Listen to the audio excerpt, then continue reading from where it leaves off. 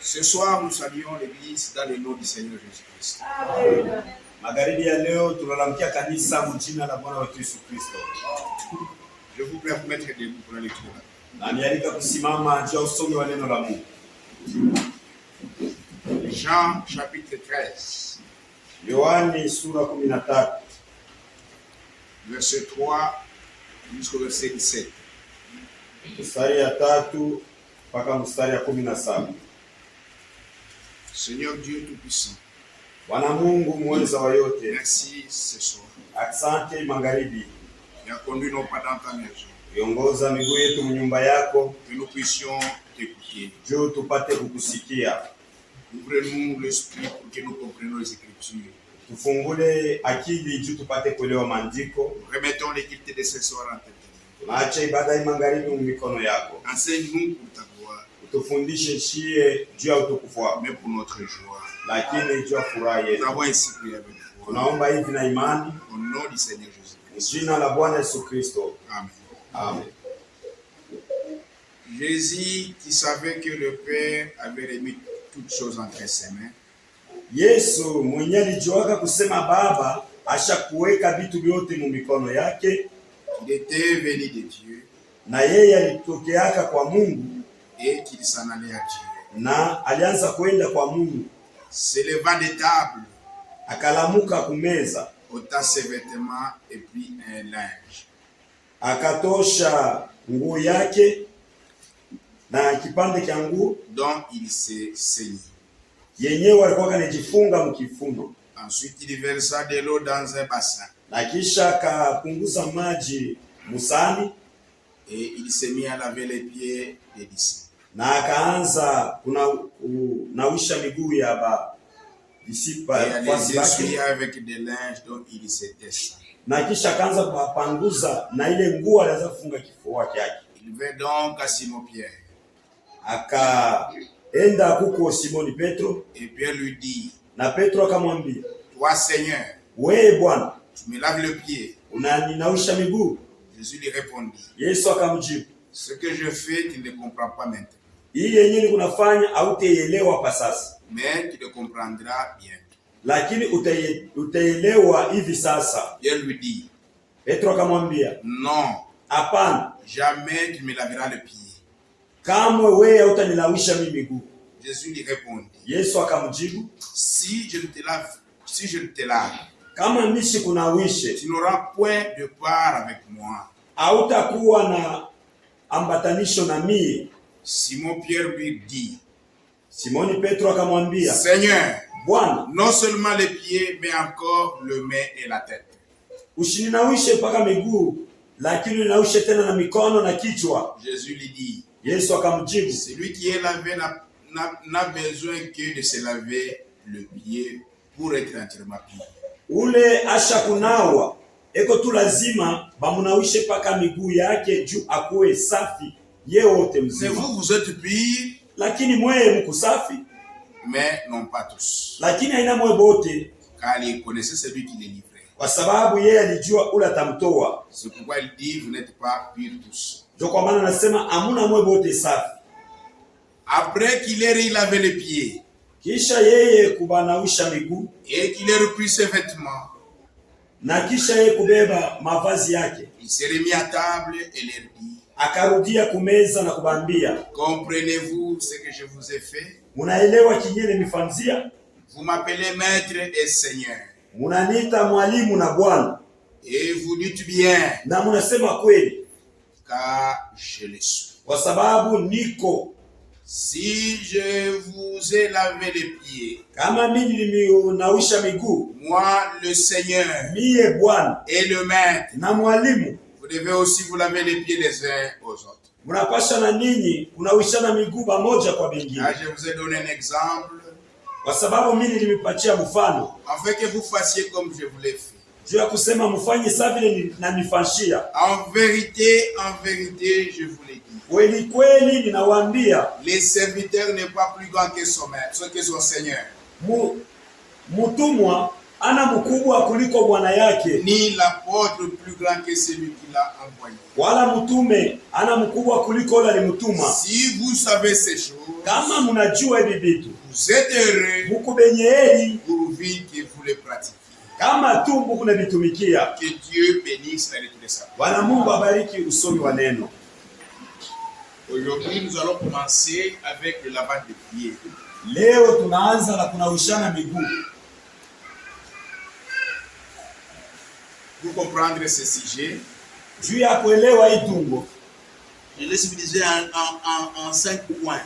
niligawanya mu vipande vitano. Aujourd'hui, je vais vous annoncer 2 points. Leo nitamtangazia vipande viwili. Le lavage des pieds dans l'Ancien Testament et sa signification. Kunawishana miguu mu Agano la Kale na maana yake. Puis le lavage des pieds dans le Nouveau Testament et sa signification. Na kunawishana miguu mu Agano Jipya na maana yake. Troisièmement, j'ajoute le troisième. Na ya tatu naongeza, Le lavage de pieds avant ou après le souper. kunawishana miguu ni mbele au kisha kula chakula magharibi. Essayons d'abord de traiter ces 3 points. Tupime kusemea hii matungo tatu. Et que ça termine, je vais en ajouter d'autres. Kama inamalizika nitaongeza ingine. Dans l'Ancien Testament, Mu Agano la Kale, le lavage de pieds kunawishana miguu était une pratique juive. ilikuwa ni tabia ya Wayuda. C'était une pratique juive. Ilikuwa ni tabia ya Wayuda, Et Frobanam appelle une coutume orientale. na ndugu Branham aitasema ile ni bisela vya watu baku magharibi. Le lavage des pieds Kuogeshana miguu dans l'Ancien mu Testament Agano la Kale était une pratique juive. ilikuwa ni tabia ya Wayuda, Donc Frobanam appelle une coutume orientale. na ile ndugu Branham anaita kusema ni bisela vya kule kwa Oriental. Le juif lavait le pied de leurs invités. Bayuda balianza kunawisha miguu ya bageni yabo. Et dans l'Ancien Testament, Na mu Agano la Kale le lavage de pieds avait 5 significations. kunawishana miguu kulikuwa na maana tano. Lorsque quelqu'un est invité, Wakati mtu mmoja anaalikwa, il devrait te laver les pieds ilipasha anawishwe miguu yake avant de le servir quoi que ce soit. mbele ya kumupatia chakula aizuru nini. Et cela avait 5 significations. Na ile ilikuwa na maana tano. Première signification, Maana yake ya kwanza, ça signifie l'hospitalité. inamaanisha kupokelea vizuri. Le lavage des pieds dans la coutume juive Unawishana miguu mu tabia wa Yuda signifiait l'hospitalité. inamaanisha ukaribishaji mzuri. C'est-à-dire, Ni kusema dans l'Ancien Testament, mu Agano la Kale, lorsque vous êtes invité, wakati unaalikwa, si on ne vous sert pas l'eau pour vous laver les pieds, kama bakupatishie maji juu nawe miguu, c'est que on ne vous a pas bien accueilli. ni kusema abakukupokea vizuri. C'était un signe de l'hospitalité. Ilikuwa ni alama ya kupokeleana vizuri. C'était un signe de souhait de bienvenue. Ilikuwa ni alama ya kutakiwa kuja kwema. Un souhait Ni kusema wanakutakia de bienvenue. kuja kwema.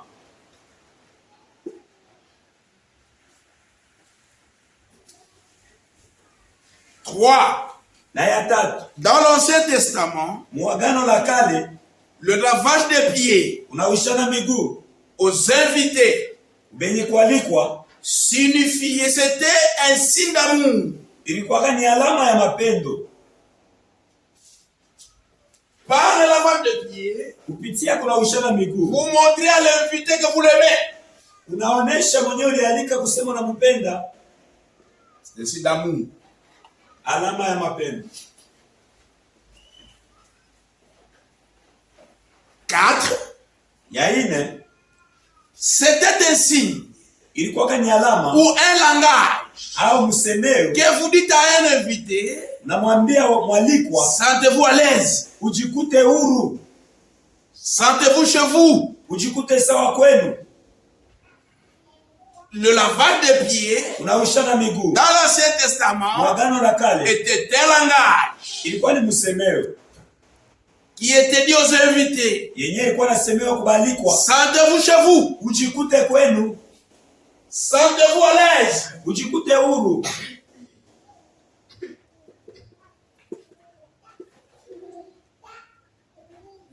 Sentir à l'aise.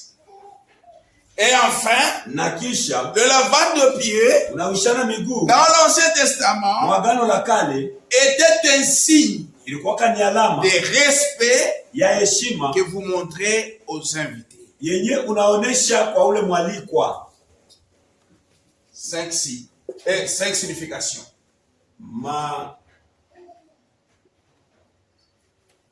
Signe de respect aux invités. Alama ya heshima kwa mwenye kualikwa. Je réponds. Oui, bonne compréhension. Dans l'Ancien Testament, Agano la Kale le lavage des pieds unaoshana miguu était une pratique juive, ilikuwa ni tabia ya Wayuda, une coutume orientale. Ile ilikuwa ni bisela vya kule ku oriental. Lorsqu'un invité arrive, wakati mwaliko anakuja, avant de le servir quoi que ce soit, bila kumpatishia chochote, on devrait d'abord le laver les pieds. Ilipasha kumnawisha kwanza miguu, pour montrer à l'invité sio kuonesha kwa mwalikwa que vous avez fait l'hospitalité envers lui, ya kusema ulimkaribisha vizuri, vous avez souhaité le bienvenu, ulimtakia mkujio mwema, vous avez montré un signe d'amour à son égard, ulimonesha mapendo, et vous le souhaitez, vous lui dites d'être à l'aise, qu'il se sent chez lui, na mnamwambia kwa huru ajikute kwake. Et enfin, c'était un signe que vous montrez le respect à son égard. Na kumwisho ile ilikuwa ni alama ya kuonesha heshima kungambo yake. C'est pourquoi dans la Bible, Kwa maana ndani ya Biblia, quand un invité arrive, wakati mgeni anafika, il y avait tout d'abord le lavage des pieds. kulikuwa kwanza mnaosha miguu. Trouvons cela Tuhakikishe ile chez Abraham. kwa Ibrahimu, Genèse 18, Mwanzo 18, versets 1 à 5. mstari ya kwanza mpaka ya 5. L'Éternel lui apparut parmi les chaînes démembrées.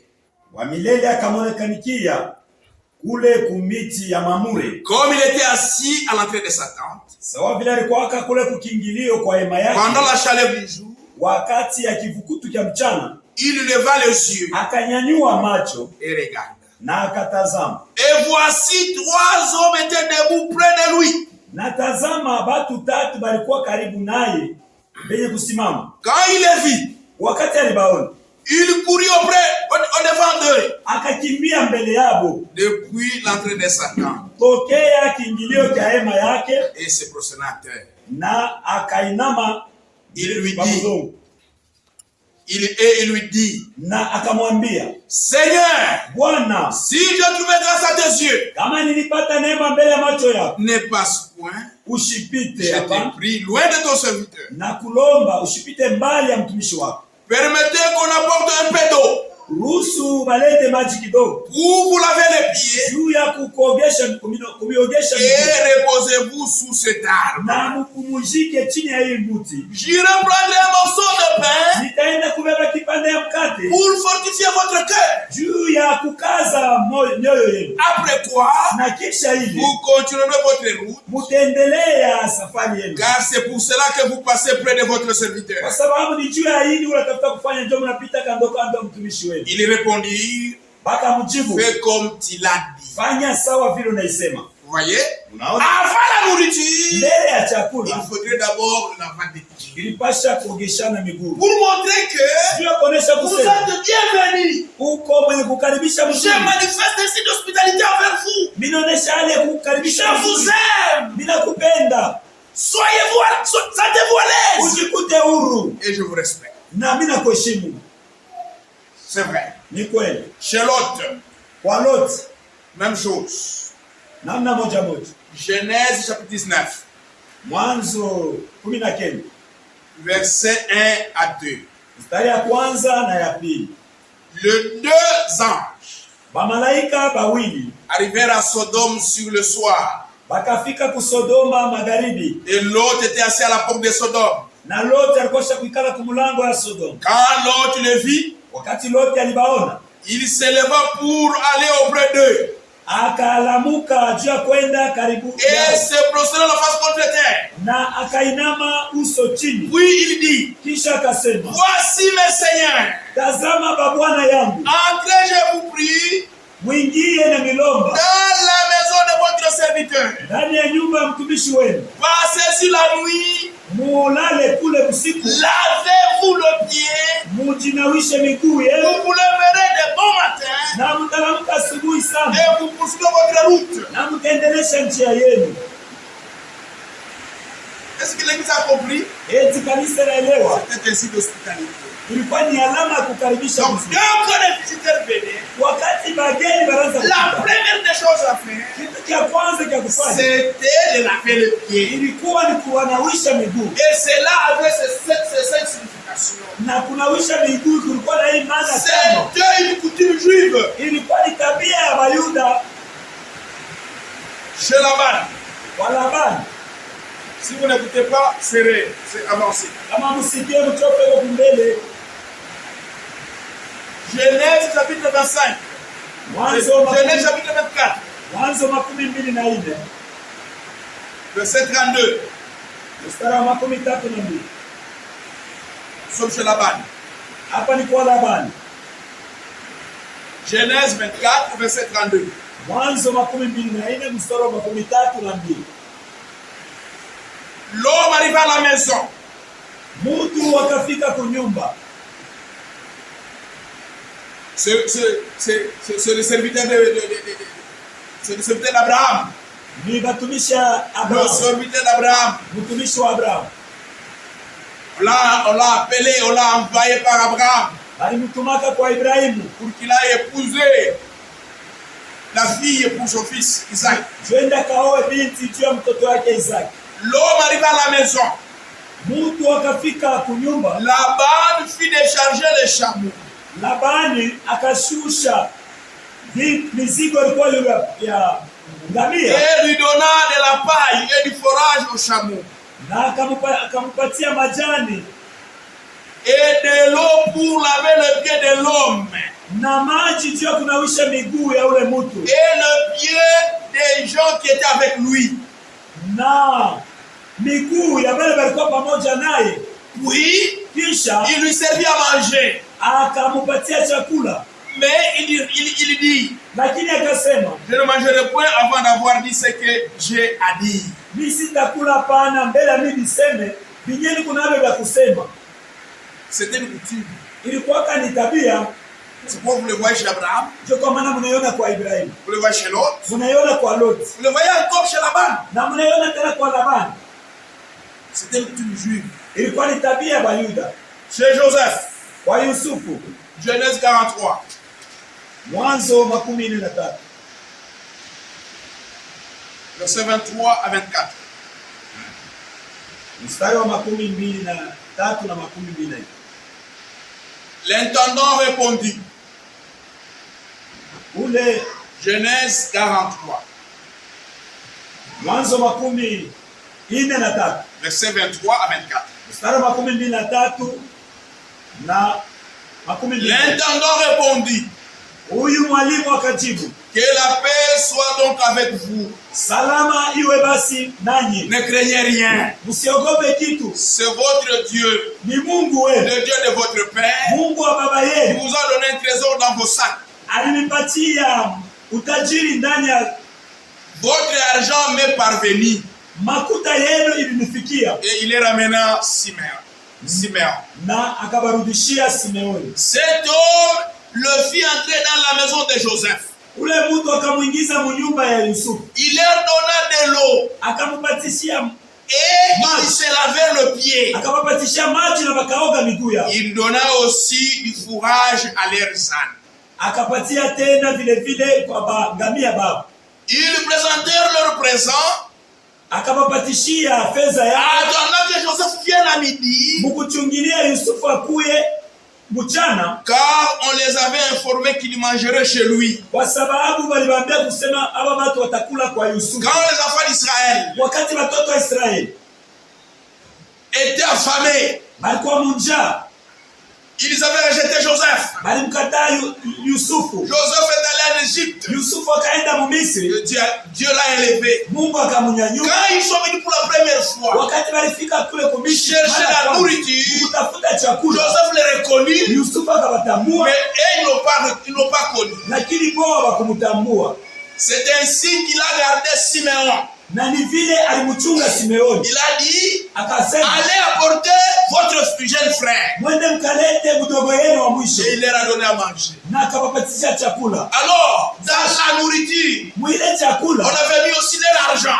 Ile chakula waliuzaka waliweka mafedha. Quand ils sont rentrés, wakati walirudia, ils ont trouvé cet argent. Bakakuta ile fedha. Ils ont dit non. Le tour suivant, nous allons lui remettre cet argent. Asema mara tena tukirudia kule tutabarudishia fedha yabo. Ainsi, quand le tour était arrivé, na wakati ile ilienea, Joseph les avait vus venir. Yusufu akabaona wako nakuja. Il a signalé à son intendant. Akamwambia yule mtu wake wa kazi, ces hommes sont revenus. Wale watu wao wanarudia. Tu vas libérer leur frère Simeon. Hapa utamwachilia ndugu yako Simeoni. Et il les conduira directement au palais. Na utawaongoza mara moja kwa nyumba yao. Il dit je vais manger avec eux. Mchana nitakula nao. C'est ainsi qu'ils ont libéré leur frère Simeon. Ni vile balimwachilia ndugu yao. Et ils ont commencé à aller vers la maison de Joseph. Na wakaanza kwenda kwa nyumba ya Yusufu. Ses frères ont eu peur. Bandugu yake bakakuwa na woga. Ils pensaient qu'ils sont arrêtés. Wakaanza kusema wanakamatwa. Ils ont commencé à réfléchir, à raisonner. Wakaanza kuwaza munjia. Ça doit être l'argent là, ils ont découvert qu'elles sont des voleurs. Inapasha kwa ni ile fedha tulipata mifuko yetu. Ils ont découvert qu'elles sont des voleurs. Banakumbura kusema sisi ni wamwizi. Alors par précipitation, sasa kwa kufukuzia, ils ont dit à Joseph, wakamwambia Yusufu, ils ont dit à l'intendant, wakamwambia mfanyakazi, pardon chef, pardon mkubwa wa kazi. Quand nous sommes venus pour la première fois, tulikuja mara ya nous kwanza, avons retrouvé dans nos sacs de l'argent. Tulipata fedha mu mifuko yetu. L'argent est là. Pesa iko pale. Ils voulaient stopper l'intendant pensant qu'ils ne sont pas des voleurs. Habari pendaka wamsimamishe yule mtu wa kazi ashibakamate mwizi. L'intendant a compris. Ule mfanyakazi akaelewa. Soyez posés. Anamwambia mtulizane. Votre cœur ne se trouble pas. Mioyo yenu sifadhaike. Si vous aviez trouvé de l'argent, kama mlipata fedha, c'est peut-être votre Dieu qui vous l'avait donné. Pengine ni Mungu wenu ndiye alinipa. Mais votre argent, lakini fedha yenu m'était parvenue. Ilitufikiaka. Et ils sont entrés na wakaingia dans la maison de Joseph nyumba ya Yusufu pour leur présenter ces 7 choses. Juu ya kuwaonesha vitu tano. Pour leur manifester l'hospitalité. Juu ya kuwaonesha ukaribifu. Pour leur souhaiter bienvenue. Juu ya kuwatakia kuja. Pour leur montrer un signe d'amour. Juu ya kuwaonesha alama ya mapendo. Pour leur montrer du respect. Juu ya kuwaonesha heshima. Et pour leur dire sentez-vous à l'aise, vous êtes chez vous. Juu ya kuwaonesha kusema mjikute huru mko kwenu. On prend de l'eau. Makabela maji. Avant même qu'ils ne mangent. Mbele ya taba. Parce que Joseph devrait venir à midi pour manger avec eux. Juu Yusufu alipasha kuja mchana bakule pamoja. Il est la même. Wakamanawisha miguu. Donc c'était une coutume. Nikusema ile ilikuwa ni tabia wa Yuda. C'est vrai frère. Ni kweli ndugu. Maintenant, sasa à Gilbert, kule ku Gilbert, dans Juge, ni mwaamzi.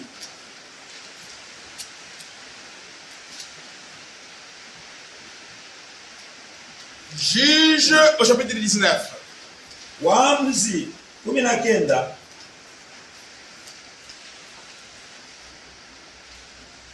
Juge 19 verset 20 à 21. Waamuzi 19 mstari wa 12 na 21.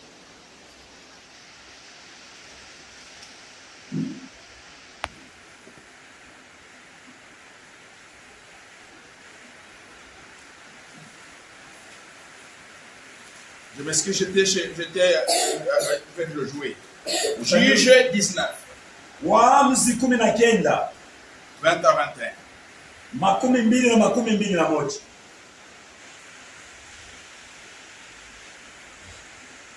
Nous avons cependant de la paille.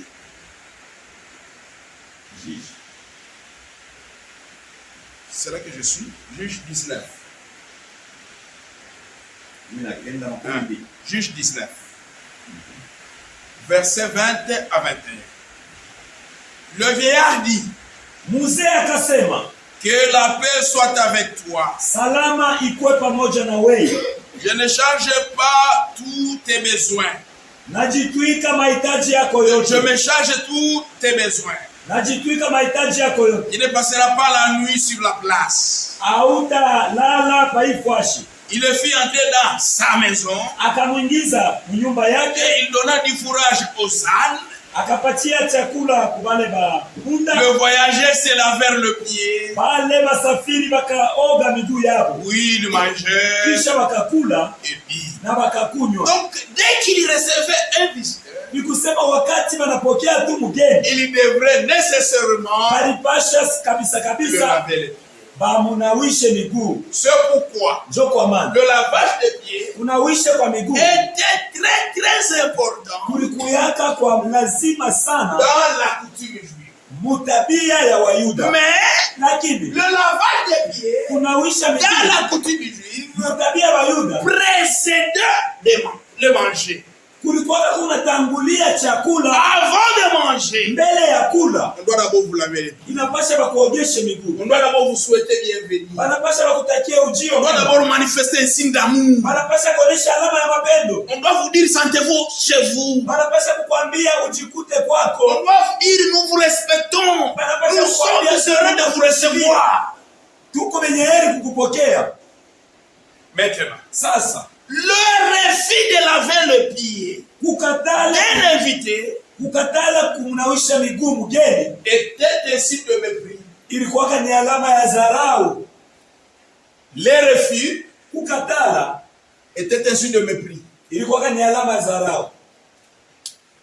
C'est-à-dire, Ni kusema tu viens chez moi malgré toi, mais je ne t'aime pas. hata hivi wewe unakuwa kwangu lakini sikutake, Tu ne devrais même pas venir. au kupashwa hata kuya. Tu n'es pas, je ne veux pas que tu viennes chez moi. Nishipendi Tu es mal accueilli. nisikupokea kupokea Pour te montrer cela, Jua kukonesha sana tu kupokea. viens, Unakuya on te lave pas les pieds. abata kunawisha miguu. C'était un signe de mépris Ilikuwa ni alama ya dharau en Israël. Muisraeli. Manque de recevoir l'invité avec joie. Ili ni kukosa kupokea mgeni na furaha, Manque d'amour envers l'invité. kukosa mapendo kwa mgeni, Manque de considération. kukosa heshima kwa mgeni. C'est pourquoi le Seigneur, Ndio kwa maana Bwana dans Luc au chapitre 7, Luka sura 7, Luc au chapitre 7, Luka sura 7 je commence au verset 36 naanza pa mstari wa 36 jusqu'au verset 50. kufika pa 50. Un pharisien pria Jésus de manger avec lui. Mufarisayo moya akamlomba Yesu akule naye. Jésus entra dans la maison du pharisien Yesu akaingia mnyumba ya Mufarisayo et s'est mis à table. na akaikala kumeza. Et voici une femme pécheresse qui se trouvait dans la ville. Na tazama mwanamke mmoja mtenda dhambi alikuwa kama mumuji. Ayant su qu'il était à table dans la maison du pharisien, Akajua kusema Yesu alikuwa kumeza mnyumba ule Mfarisayo. apportant un vase d'albâtre plein de parfums. Akaleta chombo kia albatre kile kilikuwa na manukato Et se tint derrière, na akasimama nyuma au yake pied de Jésus. kumiguu ya Yesu Elle pleurait. na akaanza kulia. Et bientôt, elle lui mouillait le pied avec de ses larmes. Na kisha akalobanisha mikono ya Yesu na machozi Puis yake. les essuya avec les cheveux. Kisha akaipanguza na nywele yake. Les baisa et les oignit de parfum. Akaibusu na kuipaka manukato. Le pharisien qui l'avait invité, Mfarisayo mwenyewe alimuitaka. voyant cela, dit en lui-même, Akaona ile mambo akasema ndani yake si mwenyewe, cet homme était prophète, kama huyu mtu bila kweli alikuwa nabii, il connaissait qui et de quelle espèce de la femme qui le touche. alipasha kujua namna gani au mwanamke yuko anamugusa. Il connaîtrait que c'est une pécheresse. Alipasha kujua kusema ni mtenda dhambi. Jésus prit la parole Yesu akabeba neno et lui dit, akamwambia, Simon, Simoni, j'ai quelque chose à te dire. niko na mambo kitu fulani cha kukwambia. Maître, parle, répondit-il. Mwalimu, sema. Akamjibu Yesu. Un créancier avait des débiteurs. Mtu moya mkubwa alikuwa kana batu yake bawili. Bandeni. L'un devrait 500 deniers. Moya alikuwa kana $50. $50. Et l'autre $5 pardon. $5. Et l'autre 50. Na huyu mwingine alikuwa na $50. Comme il n'avait pas de quoi payer, sawa bila bakuku yake na fedha ya kulipa, il est remis à tous deux leurs dettes. Akarumia kubote wawili madeni. Lequel l'aimerait le plus? Katikati ya wawili ni nani angelimpenda huyu mkubwa? Simon répondit. Simon akajibu, c'est lui, je pense, auquel il a plus remis. Na wazia ule mwenyewe alikuwa na deni mkubwa. Jésus lui dit, Yesu akajibu, tu as bien jugé. Unahukumu vizuri. Oui, se tourna vers la femme. Kisha akamgeukia yule mwanamke. Il dit à la femme, akaambia mwanamke, vois-tu cette femme?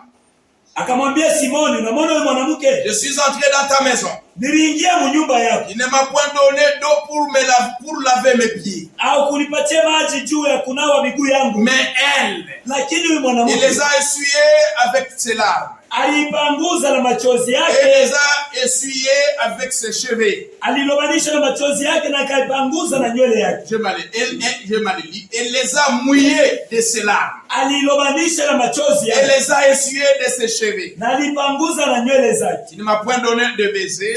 Wewe kunibusu. Mais elle, lakini yeye, depuis que je suis entré, tangia niliingia, elle n'a point cessé de me baiser le pied. Asiache kunibusu kumiguu yangu. Qui n'a point versé d'huile sur ma tête. Wewe kumwanga mafuta kukichwa changu. Mais elle, lakini yeye, elle a versé du parfum sur mes pieds. Alimwanga manukato kumiguu yangu. C'est pourquoi je te l'ai dit. Kwa maana nakuambia, ses nombreux péchés ont été pardonnés. Mazambi yake ya mingi inasamehewa. Car il a beaucoup aimé. Kwa sababu alipenda sana. Mais celui à qui on pardonne peut aimer.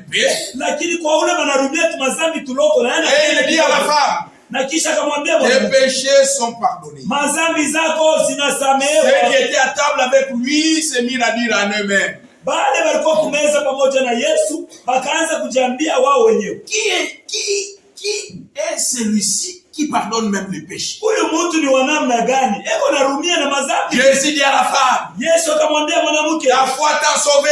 Imani yako inakuokoa. Va en paix. Wende na salama. C'était ainsi de mépris que Simeon a manifesté au Seigneur. Ilikuwa ni alama za dharau ile Simeoni alionyesha kwa Bwana. Dans la coutume juive, mutabia ya Wayuda, le refus de laver le pied, kukatala kunawisha miguu, montrait à l'invité que vous n'avez pas de sentiment avec lui. Kulianza kuonesha kusema ule mtu haumtake. Vous n'avez pas de consolation avec lui. Haumheshimii hata kidogo le mtu. Vous manquez d'amour. Unakosa mapendo naye. Vous n'avez pas la joie de l'accueillir. Hauna na furaha ya kumpokea. C'est vrai. Ni kweli. Dans l'Ancien Testament, Mwagano la Kale, les pieds non lavés, miguu ya bila kunawishwa, signifiait aussi ilianza kumaanisha tena quelqu'un est dans l'état de deuil. Mtu moya eko na kilio. Il a un brisement de cœur. Eko mwenye kuvunjika moyo. Montrer un signe de tristesse. Ilikuwa iko maanisha kusema un signe de désolation. Alama ya kusema ajue vile kufanya. Comme c'est écrit dans 2 Samuel. Sawa vile wanaandika Samueli wa pili. 2 Samuel chapitre 19. Samueli wa pili 19. Verset 24. Mstari wa 24. Mephibosheth, fils de Saül, Mephibosheth, mtoto wa Sauli, descendit aussi à la rencontre du roi. Akashuka naye pia akaonana na mfalme. Il n'avait point soigné ses pieds, ashikunawishake miguu yake, ni fait sa barbe, wala kutengeneza ndevu yake, ni lavé ses vêtements, wala kufula manguo yake. Depuis le jour où le roi s'en était allé jusqu'à celui où il revenait en paix. Tokea siku ile mfalme alikimbiaka mpaka na pala anarudia tena na salamu. Lorsqu'il s'est rendu au devant du roi à Jérusalem, Wakati alianza kuenda mbele ya mfalme kwa le roi Yerusalemu, lui dit, pourquoi ne-tu pas venir avec moi, Mephibosheth? mfalme akamwambia, juu ya nini au kukuja pamoja nami Mefibosheti? Et il répondit, oh, roi mon Seigneur, Akajibu, oh mfalme bwana mon wangu, serviteur m'a trompé. mtumishi wako alinidanganya. Car ton serviteur qui est boité Kwa sababu mtumishi wako mwenyewe kuna sunkuta avait dit, alisema, je ferai sceller mon âne. nitafunga punda wangu, Je monterai et j'irai vers le roi. nitapanda na nitaenda mbele ya mfalme. Et il a calomnié ton serviteur auprès de mon serviteur le roi. Na alizarau mtumishi wako pembeni ya Mais mon mfalme. Seigneur le roi, Lakini bwana wangu mfalme, et comme un roi, et comme un ange de Dieu, sawa vile malaika wa Mungu, fais ce qui te semble bon. fanye kile kilikuwa kizuri kwako, Car tout ce de la maison de mon père kwa sababu vile vyote nyumba ya baba yangu n'ont été que des gens dignes de mort devant le roi mon Seigneur. ilikuwa tu ni watu wenye walistahili kifo mbele ya Et mfalme. cependant, tu as mis ton serviteur au nombre de ceux qui mangent à ta table. Ni pale wewe uliweka mtumishi wako kukundi ya wale wako nakula kumeza. Quel droit puis-je encore avoir et qu'ai-je à demander au roi? Mitapenda tena nikuwe na nini na mitapenda kulomba tena nini mbele ya mfalme? C'était un signe de désolation. Ilikuwa ni alama ya buchungu sana. Mephibosheth avait l'amertume dans son cœur. Mefibosheti alikuwa na buchungu moyo wake. Et il devrait se présenter auprès du roi Na alipasaka kwenda mbele ya mfalme pour s'expliquer. juu ajifasirie. C'est pourquoi il n'a pas lavé ses pieds. Ndio kwa maana kuna wake miguu yake. Donc le lavage de pieds, Nikusema kunawisha kwa miguu. le refus ne pas laver les pieds, Kukosa kunawa miguu montrait aussi un signe de désolation ilikuwa kunaonyesha alama ya buchungu ou le signe de deuil. au alama ya kilio. C'est vrai. Ni kweli. Maintenant, Sasa en Israël, Muisraeli, le lavage, le service de laver les pieds des gens ile kazi ya kunawishana miguu ya watu était un travail le moins payé de tous les travails. ilikuwa ni kazi yenyewe ilikuwa na malipo ya chini kuliko makazi yote. Le lavage de pieds, Kunawisha miguu, faire ce travail-là, kutumika ile kazi était un travail le moins payé de tous les travails en Israël. ilikuwa ni kazi ya malipo ya chini kwa makazi yote Muisraeli. C'était le travail des gens sans valeur. Ilikuwa ni kazi ya watu bila faida. Les gens méprisés, Watu wenye kudharauliwa, les pauvres, maskini.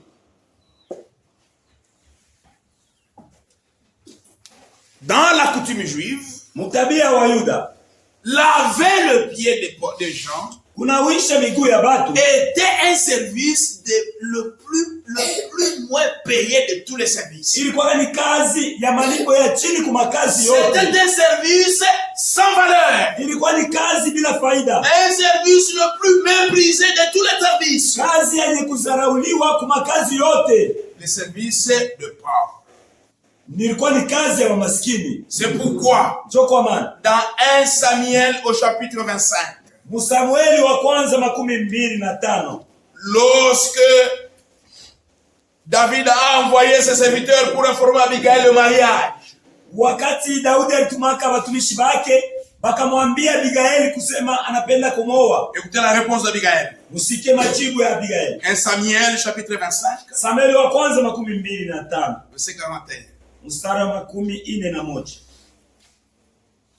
Je commence au verset 40. Naanzia kwa mstari wa 10. Les serviteurs de David arrivèrent chez Abigail à Carmel.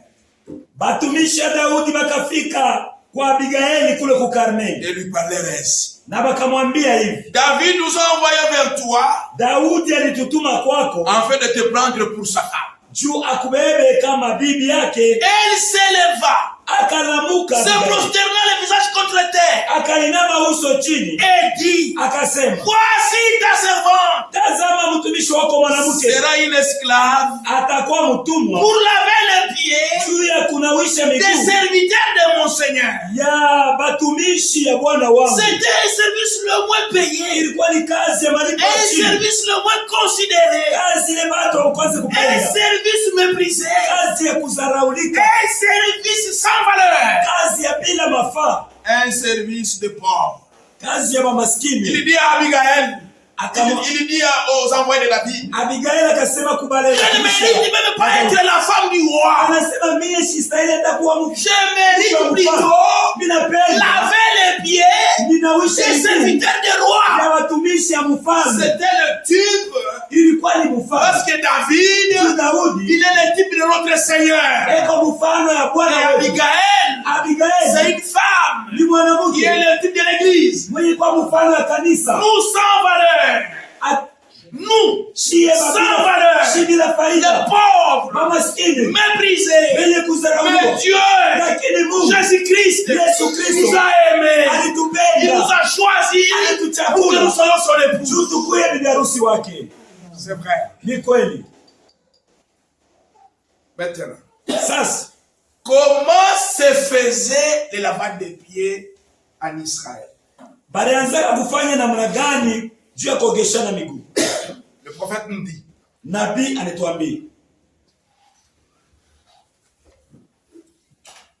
l'homme le plus méchant de Santa Maria, l'homme le plus méchant de Santa Maria, prêché le 30 juin 1962.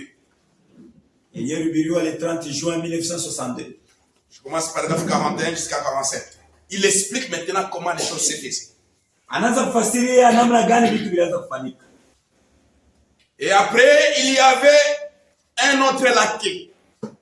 Na kisha tena kurukuyaka ula kuna ushara miguu. Parce que ceux qui lavaient les pieds, Juu bale banaanza kuna ushara. on les appelait les laveurs de pieds Banaanza kuwaita kuna ushara miguu ou les laquais. au balake. C'était le mal payé de tous les laquais. Ilikuwaka ni batu bakulipiwa mubaya kubale ba kuna ushara Et miguu. c'était les laquais chargés à laver le pied. Ilikuwaka ni bale balake benye baliwekwa mukazi kuna ushara miguu. Tous les travailleurs Batumishi qui bote pouvaient travailler, benye balipasha kutumika.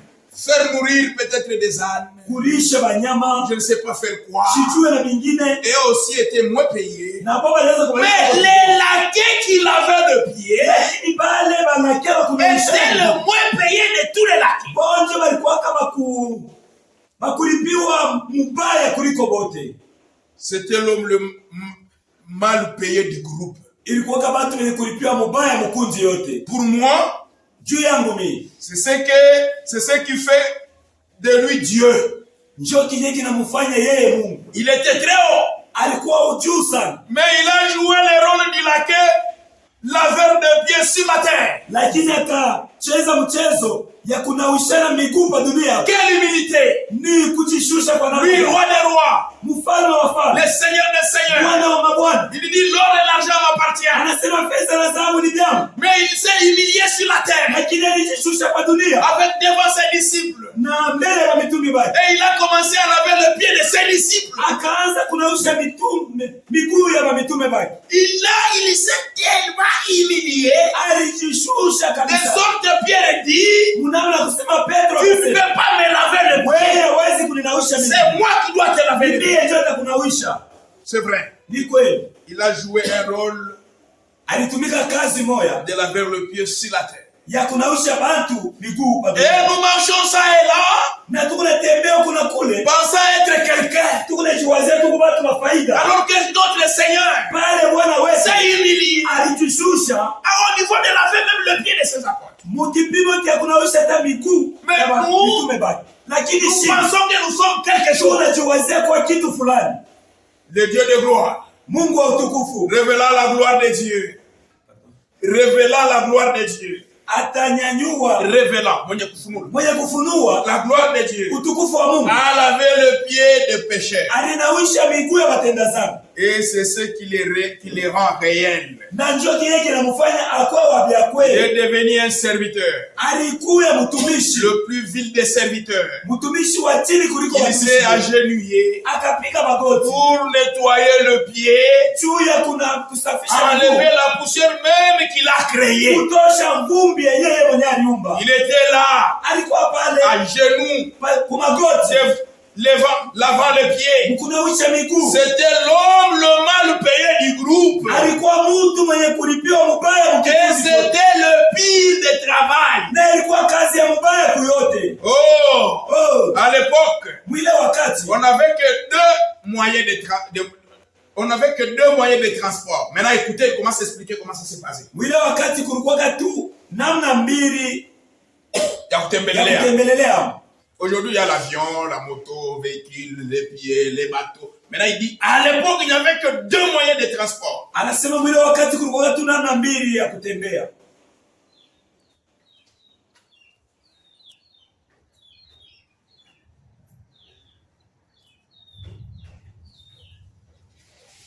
Je suis un peu perdu. Voilà. C'était soit Ilikuwa sur un animal, au yulu ya nyama soit à pied. au na miguu. Et quand les gens marchaient, Na wakati watu walianza kutembea, ils gravissaient des collines. walianza kupanda milima, Ils empruntaient des raccourcis walianza kutembea manjia kukata et autres là sur des collines na ingine yulu ya milima pour aller dans des villes. juu ya kwenda mumamiji. Et le long de ces chantiers marchaient aussi des animaux, Na mwile matumanjia walianza kutembea tena na wanyama, des chevaux, des chameaux, bapunda, des bangamia. ânes. La poussière était contaminée là sur le chemin qu'ils empruntaient. Mamvumbi ilianza kupata mwile manjia walianza Vous kutembelea. voyez, Unaona? il y avait que deux moyens de transport. Kulikuwa tu namna mbili ya Soit kutembea. à pied, Au lo mikulu, soit vous êtes sur l'âne. au Les animaux, yulu ya les animaux. punda, yulu ya Mais là, manjia. c'était le même chantier. Sasa ilikuwa kalituma Et tumanjia. les hommes devraient marcher. Na watu ni mule baraza. Et le même chantier, Na ile njia mwa vous moja. verrez que Mutaona kusema même les animaux marchaient. na wanyama nabo baraza Les kutembea. animaux jetaient leur caca là-bas. Bale wanyama baraza Vous kuyama verrez kule. que les chantiers où la route était sale, Ni kusema ile barabara ilikuwa kama il y mchafu. avait de la poussière, il y avait des caca. Kulikuwa kama hata wanyama. Alors les gens devaient prendre ce chemin. Na pale watu walipaswa kutembea mwenye. Et vous connaissez les habits des orientaux, Na mnajua des juifs. na mnajua makanjo ya Bayuda. Ils portaient des robes. Baraza kwa ni makanjo. Alors les robes là pouvaient ramener leur saleté. Sasa ile makanjo au mlevi naweza kubeba ile mabuchafu. Donc c'était terrible. Ilikuwa ya hatari. Quand le visiteur arrivait, Sasa wakati wageni wanaweza vous vous kufika. rendrez compte qu'il va arriver avec beaucoup de saleté, Utaona kusema atafika na buchafu kwa avec mwili. des poussières, Pamoja na mamvuli. avec des caca, Pamoja na mamazi na wanyama. attachés sur sa robe. Yeye kubamba kukanjo yao. Et vous savez même je voulais dire quoi? Vous savez même leurs souliers. Na mnajua hata bilato vyao. C'était des sandales. Ilikuwa kama Ce masanda. n'était pas des souliers comme nous sommes couverts.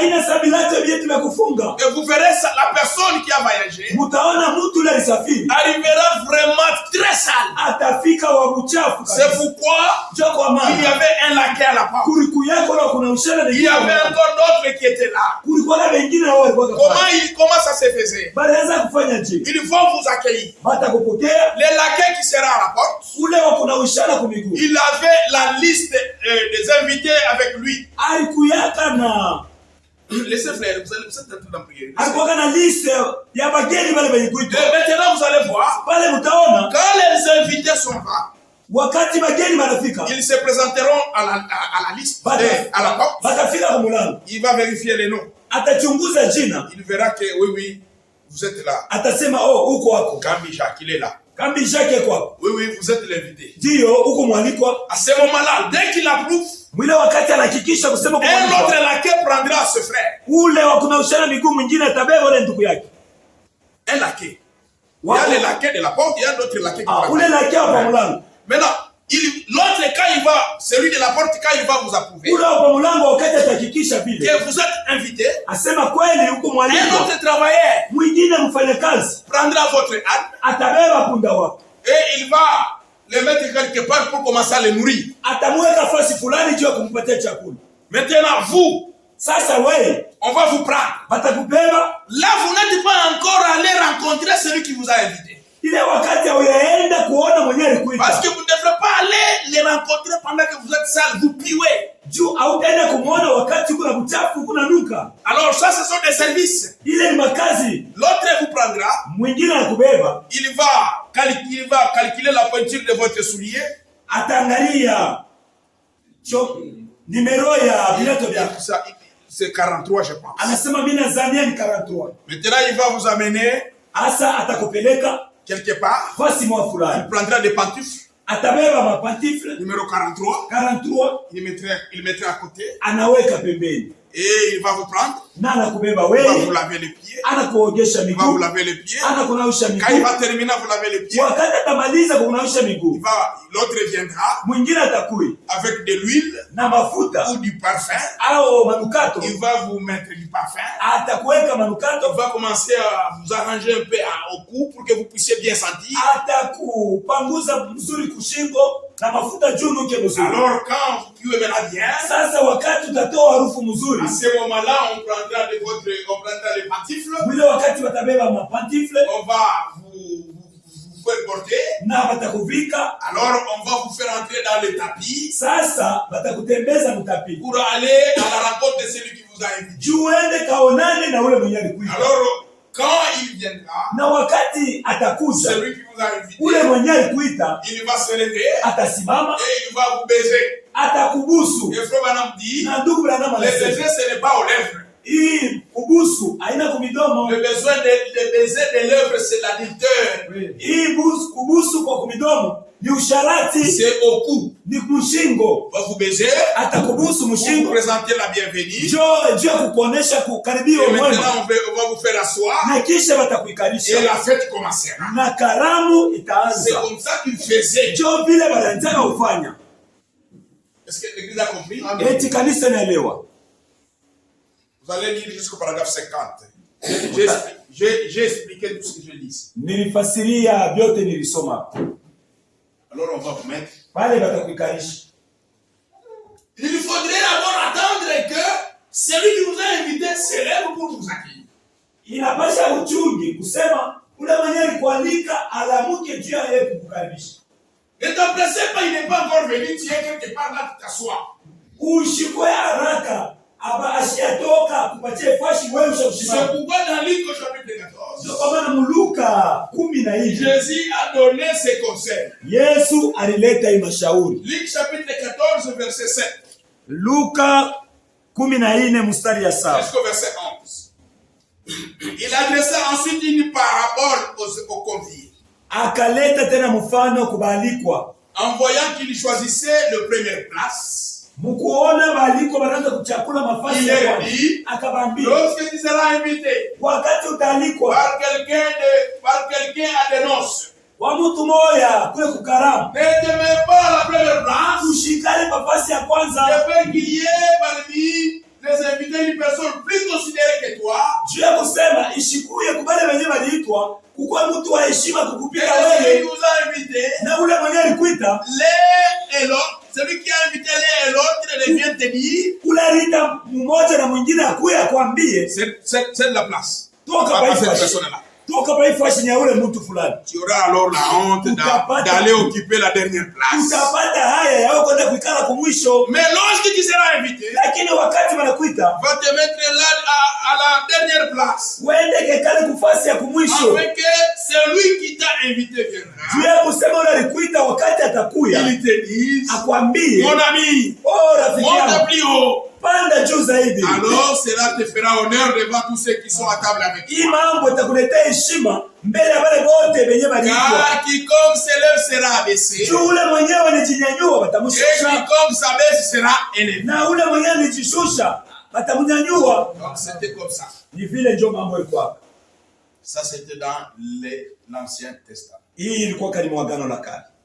Maintenant, Sasa le lavage de pieds dans le Nouveau Testament kunawishana miguu mu Agano Jipya a une autre signification iko na maana yayo ingine que ces cinq significations. kutosha ko ima maana tano. Le lavage de pieds Kunawishana miguu dans l'Ancien Testament, mu Agano Jipya dans l'Ancien Testament, mu Agano la Kale signifiait ilikuwa na maana 1. L'hospitalité, ya kwanza kupokelea 2. vizuri, Le souhait de bienvenue, ya pili wanakutakia 3. ujumbe, Le signe d'amour, ya tatu ilikuwa ni alama ya 4. upendo, Se sentir à l'aise, ya nne ujikute huru, 5. na ya Le tano signe de respect. ilikuwa ni alama ya heshima. Mais dans le Nouveau Testament, Lakini mu Agano Jipya le lavage de pieds kunawishana miguu a une autre signification. iko na maana yayo ingine.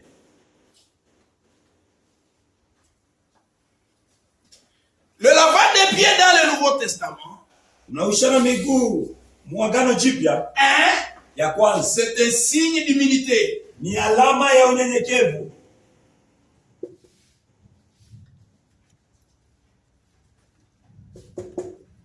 C'est un signe d'humilité. Alama ya unyenyekevu C'est un signe ni alama qu'on est esclaves les uns des autres. tuko batumwa mmoja na mwingine. C'est un signe Ni alama qu'on est esclaves tuko batumwa les uns pamoja les autres. kwa bengine, On est serviteurs. tuko batumishi. Le lavage des pieds dans le Nouveau Testament, Kunawishana miguu mu Agano Jipya c'est un signe d'affection fraternelle. ni alama ya mapendo ya kindugu.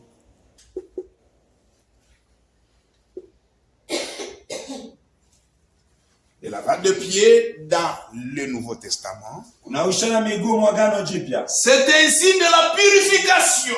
ni alama ya utakaso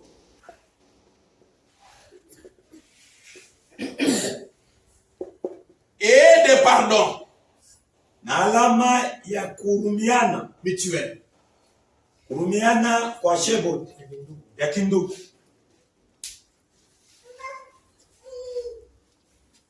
Le lavage de pieds Kunawishana miguu dans le Nouveau Testament, mu Agano Jipya c'est un signe de participation à l'opprobre et à la gloire de Christ. ni alama ya kukutanika kuaya ya Kristo, À l'opprobre kuaya ya Kristo et à la gloire de Christ. na kuutukufu wa Kristo.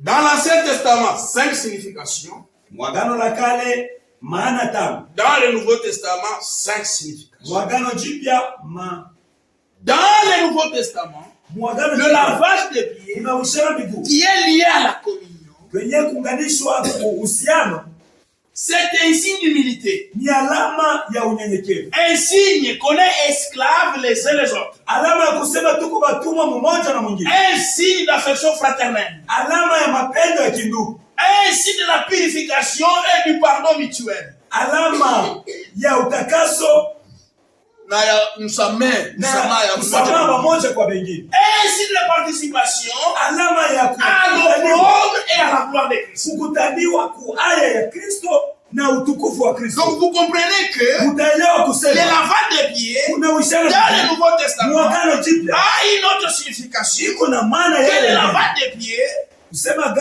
le lavage des pieds kunawishana miguu dans l'Ancien Testament. mu Agano la Kale. C'est vrai. Ni kweli.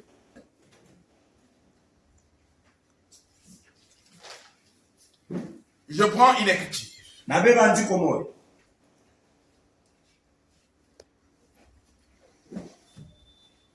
Exode. kutoka Exode chapitre 30. Kutoka sura 13 Verset 17 mstari wa 17 à 21. mpaka 21. L'Éternel parla à Moïse et dit, Wa milele akamwambia Musa na tu kusema, feras une cuve d'airain utafanya kive avec Yashaba. sa base d'airain pamoja na ile bazi yake ya pour les ablutions. juu ya kuondosha, Tu la placeras entre la tente d'assignation et l'autel.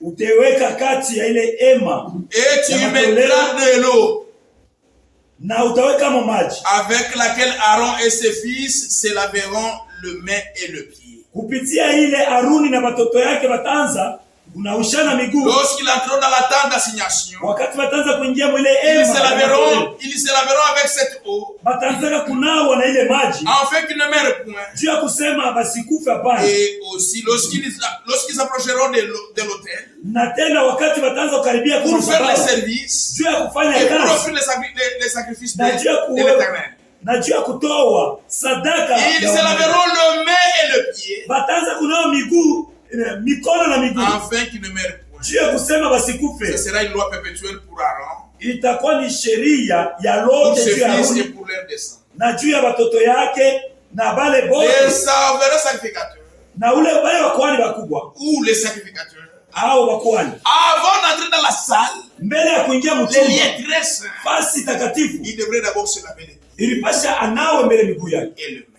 na mikono, Signe de purification. alama ya utakaso. C'est pourquoi Jésus, Ndio kwa maana Yesu dans Jean 13, Yohani 15, lui, souverain sacrificateur, yeye kuhani mkubwa il devrait aussi laver le pied alipashwaka na yeye anawe de ses disciples. anawishe miguu ya C'est pourquoi bantu. il leur a dit, Ndio maana alibambia celui qui est pur ule ko safi ne peut seulement laver le pied, hawezi tu anaweza pour être entièrement pur. kunawisha mpaka miguu yake. C'était na kuwa un safi signe de yote. purification. Ilikuwa ni alama ya utakaso. Nous aussi, Shei na shei nous lavons le pied kuna na ushara miguu parce que par le sang de Christ, juu kupitia damu ya Kristo nous sommes aussi une race élue des sacrificateurs. tuko tena kizazi kia bateule.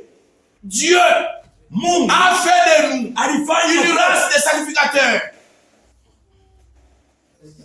kizazi kia bakuhani. Apocalypse 1. Ufunuo 1 Versets 5 et 6.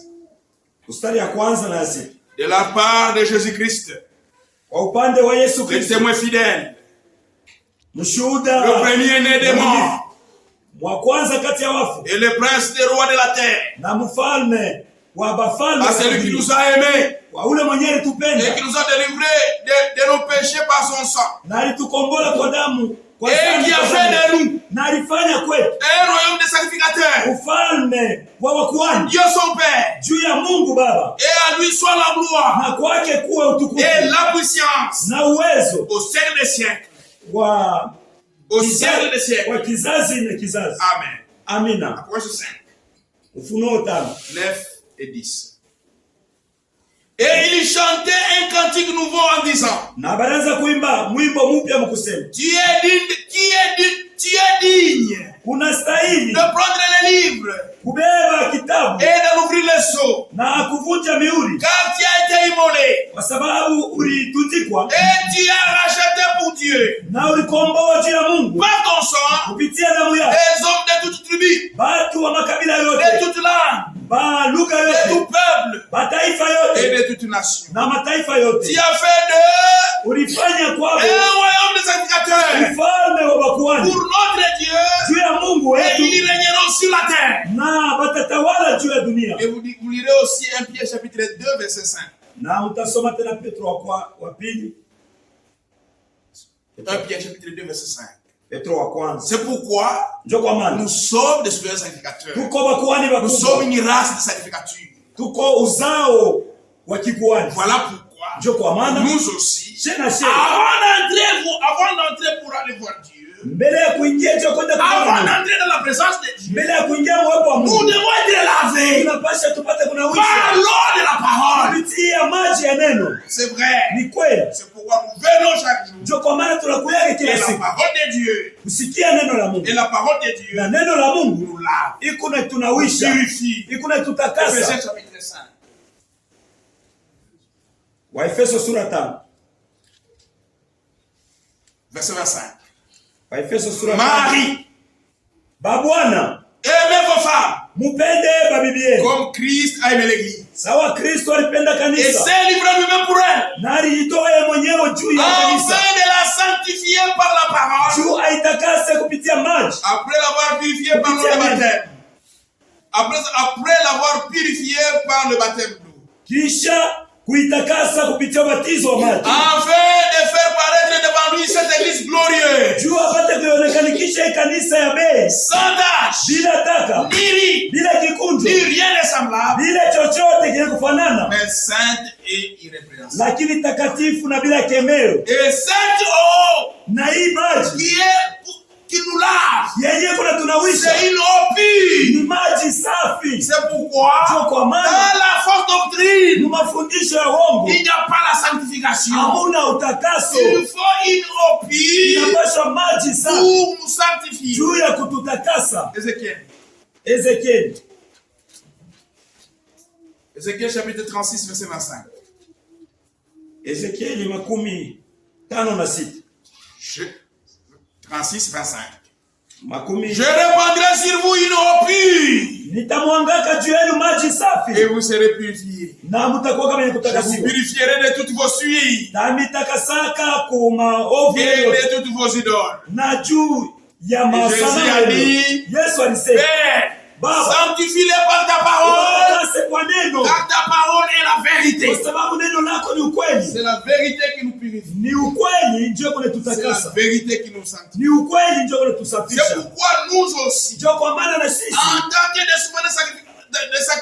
des sacrificateurs, sawa vile makuhani nous devons faire tunapasha kufanya un symbole alama qui est le lavage de pieds. yenye kuwa kuna ushana C'est miguu. seulement un symbole Ni alama tu qui signifie que iko namaanisha kusema nous sommes humbles. tuko banyenyekevu, Nous sommes esclaves les uns les tuko autres. watumwa wamoja kwa wengine, Nous avons l'affection fraternelle entre nous. tuko na mapendo ya kindugu kati Et yetu, nous avons été purifiés. na tuko wenye Nous kutakasiwa, sommes saints. tuko watakatifu, Nous sommes purifiés par l'eau de la parole. tuko nasafishwa kupitia maji ya neno, Et enfin, na nous kumwisho participons à l'opprobre de Christ. tuko na shiriki ku aya ya Et Kristo, nous participons aussi à sa gloire. na tuko na shiriki tena mutukufu wake. Je lis une citation interdite. Niko nasoma citation moja na kisha namaliza. La communion, La communion prêchée le 4 février 1962. ilihubiriwa le 4 février 1962, Paragraphe 54. paragraphe 54. Eh bien, Mzuri ce qu'il y a yenye kuwako en rapport avec cette communion, kuambatana na hiyo ushirika, nous voyons tunaona qu'il y a le lavage de pieds kuko kuna ushana miguu et des choses qui étaient aussi associées. na vitu vile vilikuwa vyenye kuambatanishiwa. Le lavage de pieds Kuna ushana miguu comme symbole de la purification et de la pureté du Saint-Esprit. sawa alama ya usafi wa Roho Mtakatifu. Donc, ça montre que nous sommes purs. Ile kunaonyesha kusema tuko safi. Quand vous vous humiliez devant votre frère, Wakati unajishusha mbele ya ndugu yako, vous lui lavez les pieds, unamnausha miguu yako, vous montrez au frère unaonesha kwa ule ndugu que je ne suis rien, kusema mimi sina vous kitu, me surpassez. wewe unanipita. Civilité.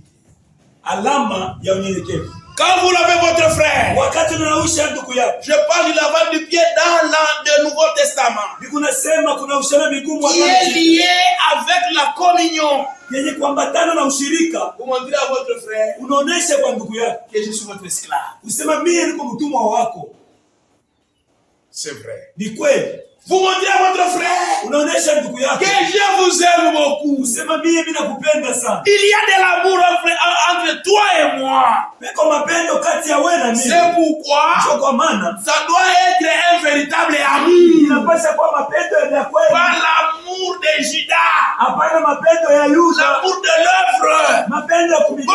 frère, mon bien-aimé, Jambo je mpendo. t'aime. Ninakupenda. Mais en dedans de toi, tu ne l'aimes pas. Lakini ndani yako mpendo. Tu le critiques, Unamsemea tu vibaya. le calomnies. Unamshimanga. C'est faux. Ni bongo. Tu lui montres par ce symbole Uko namuonesha kupitia ile alama. que je t'aime. Kusema mimi nakupenda. Tu montres à ton frère. Unaonesha ndugu yako. Ou tu montres à toute l'église. Unaonesha kwa kanisa. Que Dieu Kusema a Mungu. déjà purifié mes péchés. Acha kutakasa mazambi. J'étais pécheur. Nilikuwa mtenda dhambi. Plein de fautes.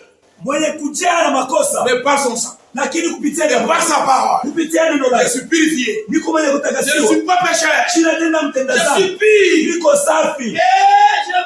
Et tu montres aussi aux gens Na unaonesha tena kubaki. que comme Christ t'a pardonné, Sema safi na Kristo ni toi aussi, na wewe tu pardonnes les autres.